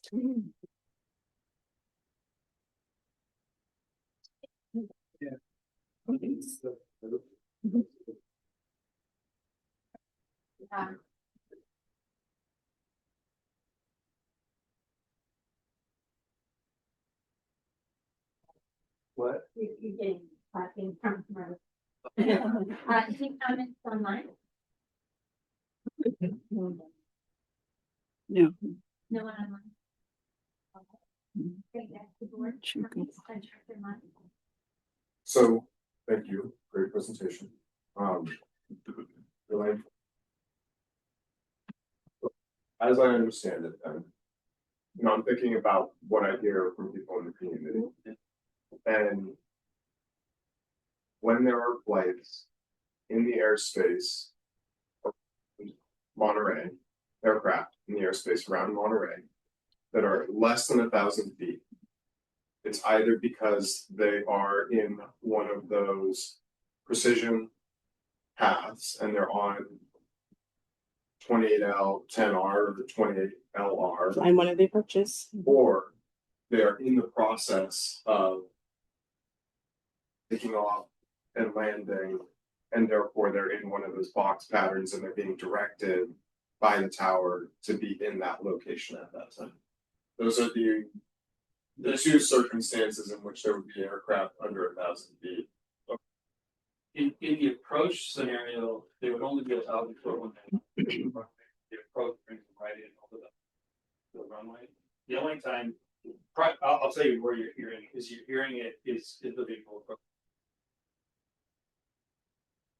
Where that's where most of the complaints are coming from. That there are some people who are saying that when they're in New Monterey, they see aircraft coming in and they lower, but those aircraft are on the ILS and they are exactly where they're supposed to be. Right. And that hasn't be that those I would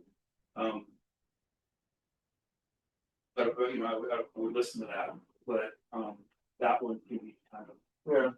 But the ones where there's kind of, I think, judgment and change would be in the visual approaches and instead of talking about.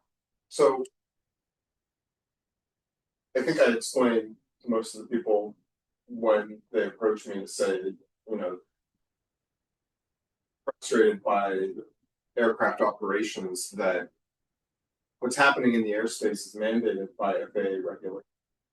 Or board does not have the opportunity to change or influence aircraft operations, and they usually get us so we as a community don't have a say. And frankly, there is some truth to that, it seems. And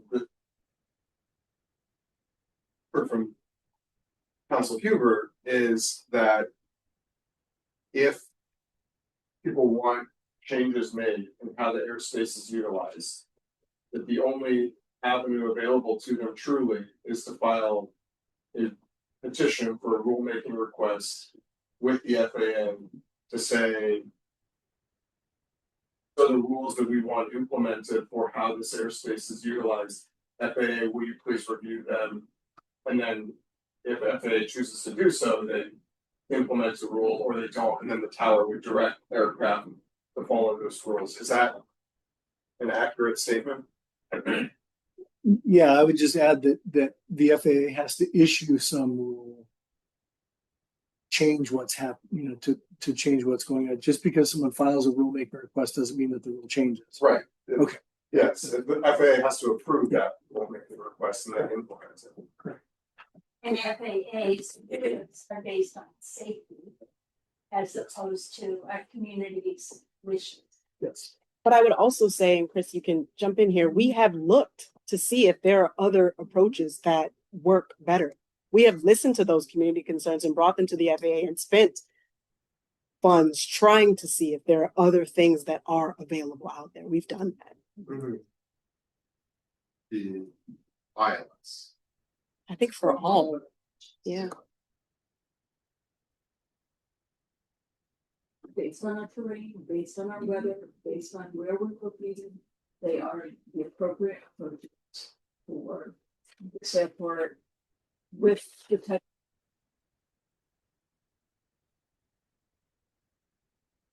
The FAA would choose to approve a rulemaking request. What are the types of things that they look at when they are deciding whether or not a request is approved or denied? Yeah, I mean, they're the governing body. They decide. They all, FAA's always reviewing, not just to be asked. They do it when we ask or if there's a real reason, but they also review their approaches routinely to make sure they are the safest approaches that can go to that airport. That is just part of what air traffic does on a regular basis.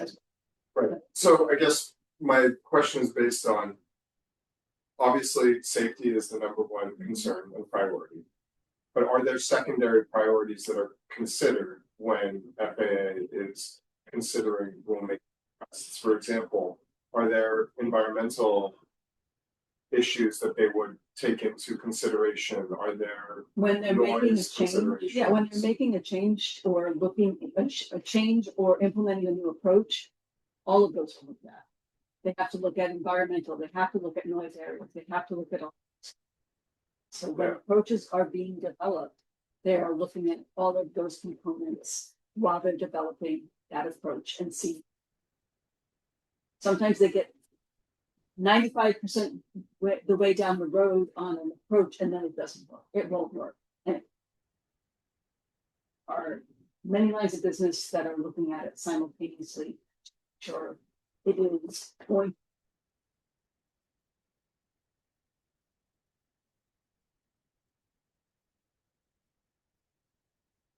It's a the correct. Yeah. Mm-hmm.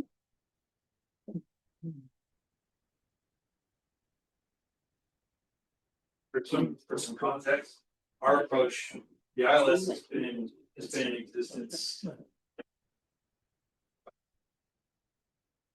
Eight was where I saw referenced to, but the localizer, which goes both ways, goes in west, has been in place since the 60s. So what I've done is I've just done kind of a public search and look for AOPA magazines or stuff like that, so that the approaches have been, and the RNAV, the two RNAV, through RNAV before GPS, it's become a GPS RNAV.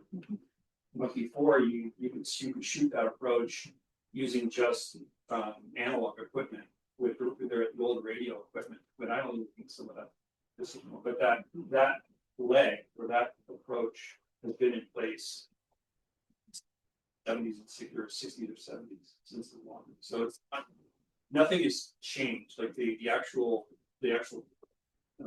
path of the aircraft. How they get there is different. It would be utilization. Yeah, the GPS can get you to the initial approach fix, the IAF, but once they're on it, then they're. Let me just show you one of the examples. The Monterey 5 departure, which you may have heard of, which says the planes take off on runway 28 left. They head straight up, then they turn to go over the bay rather than straight over New Monterey. They used to go straight out. The Monterey 5 departure came about because the airport listened to the concerns of individuals, studied it, spent probably a couple $100,000 on the studies. Yeah. Monterey 5 departure came about as a rulemaking request by the airport for the FAA to consider that. I mean, it's a cost for the tower improvement, because I mean, when it's busy, they're calling, quick rights all the time. They, need it right on departure. That worked out. But so the Monterey 5 is there, but when instrument, take off, fly that full Monterey 5, if it's not busy, but if it's busy, they're getting them out. Out of curiosity, how long did the Monterey 5 rulemaking request take from the time that it was submitted to the FAA for review to the time?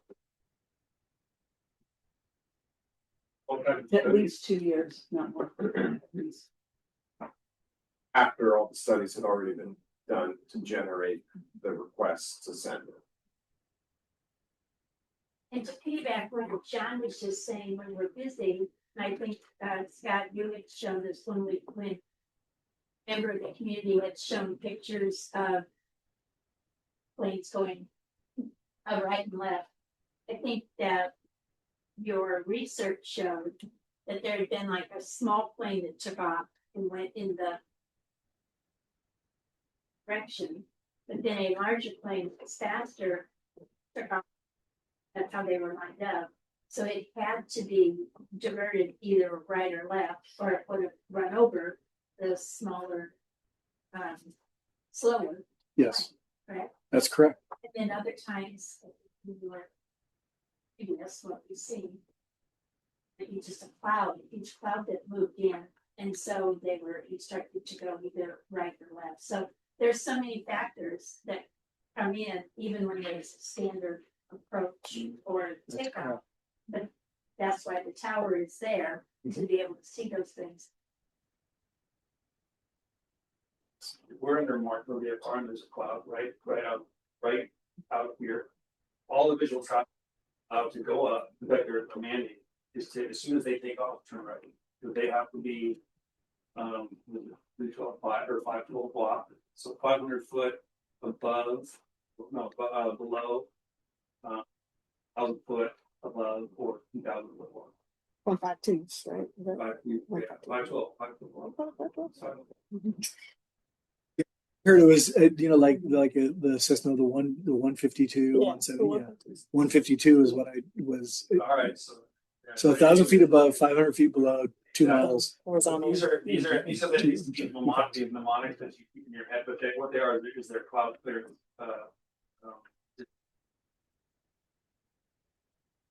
I just wanted to thank both staff and the board for allowing time to answer all these questions. I really just want to make sure that when I am out in the public and people are asking me questions, that I'm able to respond factually and provide true information. So thank you for the presentation.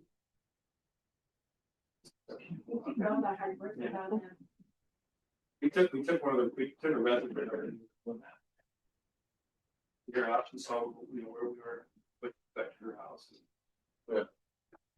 And I would also add as a closing note, we're answering those noise concerns with trying to educate people with what's factual, true, what the regulations say. So we're not trying to throw a bunch of terms at them. We're just trying to speak factual things. So it may sound like we're always saying the same thing, but that's because the same thing usually applies. And we do that research with Tower to find out what happened. Why did this take place this way instead of what was anticipated?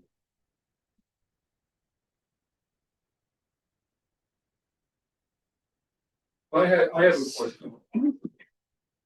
So I have a pretty good handle on all of this, but can you expect with holding these things up in the air? It's magic. Yeah. We're gonna go on to item. You may need a little break. Anybody wanna? Okay. Item 36, fiscal year 27. So, yes, we wanted just to bring to everyone's attention the fact that now that we have our meetings a week later, typically, they're the fourth Thursday of the month. We do not want to bring a budget to the board in June. That increment increases to our payments. So we want to bring the budget to the board at the end of May, at the May meeting.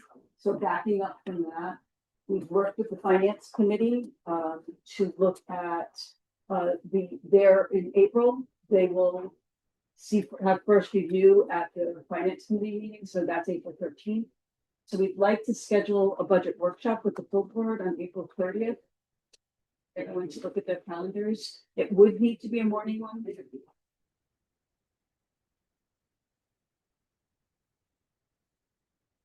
We wanna, that way, so we're already deep into it. Mark's working with magic with his things. We're all, Whitney and I, having input into department budgets, et cetera. So we're working through it right now already and getting all the details and information that we need, so that we can sit internally as staff and review it a few times and work with our plan and finance team to review it. But we want to get to you at the workshop in April. So that changes or have that last step of that next couple of weeks to finalize it before it comes to you. The 13th, we're talking about morning, correct? The 13th is a morning budget, finance, correct, because Director Pick is out of the country, but he agreed that he could call in for that one. 13th for finance. And we're talking morning or daytime for the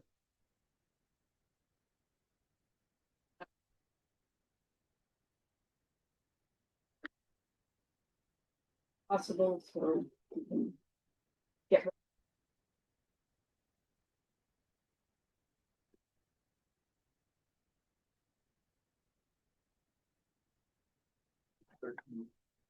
13th is finance.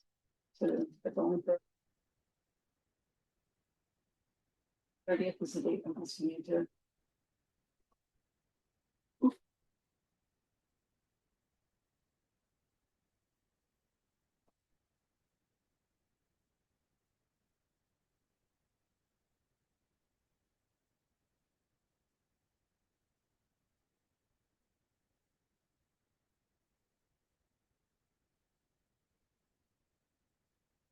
Yeah, so April 30th, yeah, Oh, 9 a.m. 9 AM, okay.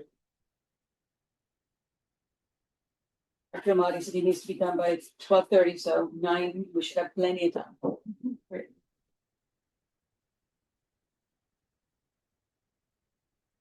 That out, 9 a.m.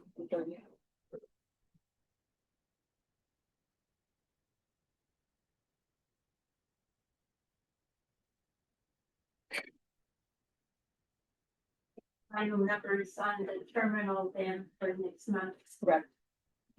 Yep, we're still on track to have the final GMP at the March. You can see it. Okay.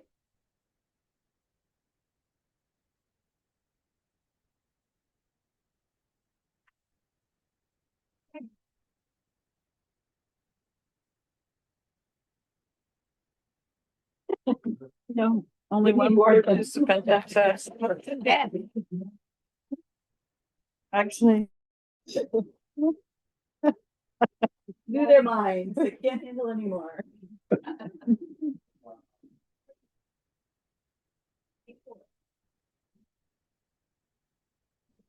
Department reports, anybody would like to come in on? Dr. Amati? First, I just wanted to give a shout out to Donald. I hope that Donald got some recognition. It sounds like he really went above and beyond for one of our families that was utilizing the airport. So And a lot of times, I just want to get rid, yes, he did, but I want to just say, a lot of times when these come, it's been a whole group of people that have had a team or something like that. Gets found, gets brought, gets logged, and so, yes, Donald does, and he's great with the public, absolutely, but just remember there are others that don't always get recognized because they're not the ones. I did have a quick question on the finance report on page 4. The utilities cost was about $50,000 over what was budgeted for the month. What was the cause of that, do you think? So just level setting, so. Here to my heart today in particular, so we have the electrical source for the terminal.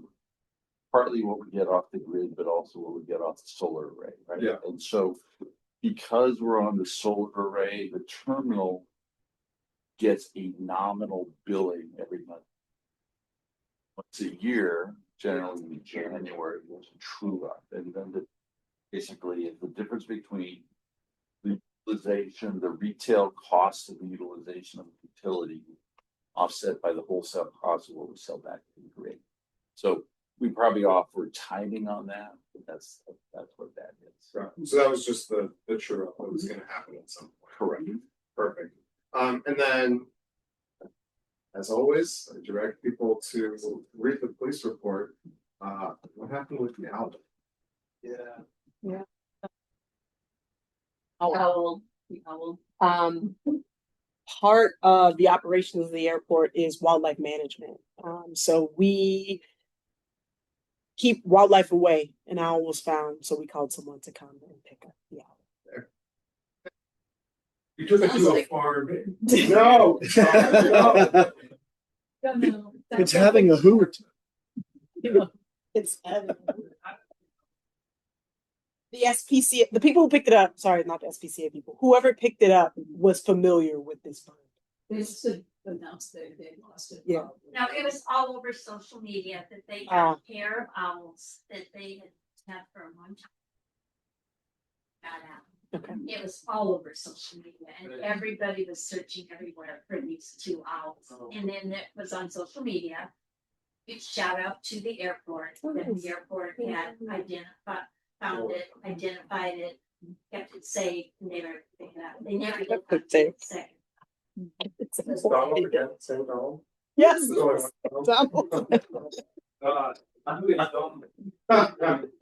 That man a gift card. Those were my own questions. The owl, you look it up, it got a lot of publicity. Was unaware. Yeah. That's great. Well, that was. What did we have right before that? We had An osprey? Yeah, we had an osprey on, we had an osprey right before that, that was captured and brought to SBCA as well. So we've got a couple fun bird things. happening here. Call them fun. So I just want to bring to your attention, one thing, and it's in the operations department, and we could put it in my notice to everyone. We did have our 139 inspection, our annual inspection that has to happen every year. Yeah. And has to really well. There's minor discrepancies, and shout out to operations and maintenance. They were really hard on that, preparing for that and making sure that we were. Well, as then it followed, that was the end of January, and it followed into February with our Housing Division, state inspection, and that had zero discrepancies. So Great job, Yvonne. Good. Congratulations. Nice way to start the year. Ad hoc committee reports, local district. All I know is that Cornelio is very happy with us, so it's clear. So we got a little note. And local agency. But I did get a note that on Tuesday, that the city of Gonzales did formally submit its application for annexation. Clock is now ticking. So we probably, the commission probably won't see it before, we may see it in March. Did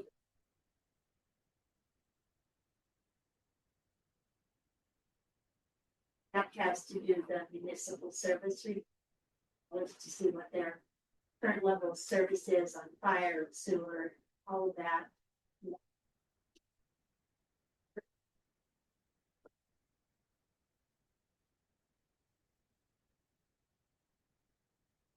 And to the east that they want to bring into the city.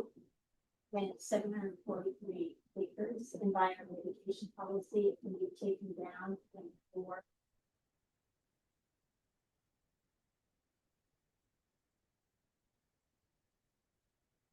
Probably a 40-year build out based on the market.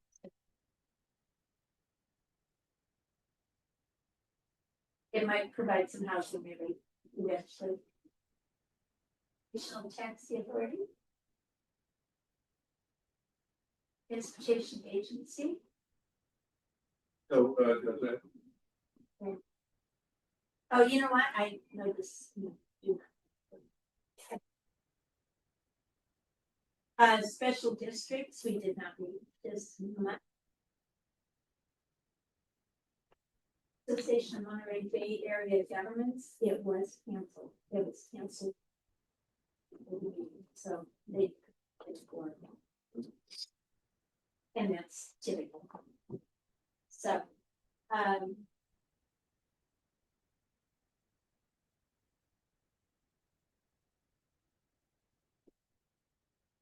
in the future agendas, that's for the pending request, there is the handbag presentation of the 2015. yeah, the time on the, when we're not having a long meeting, that we can just. Items to come and get the presentation. With that, I will say, we are adjourned at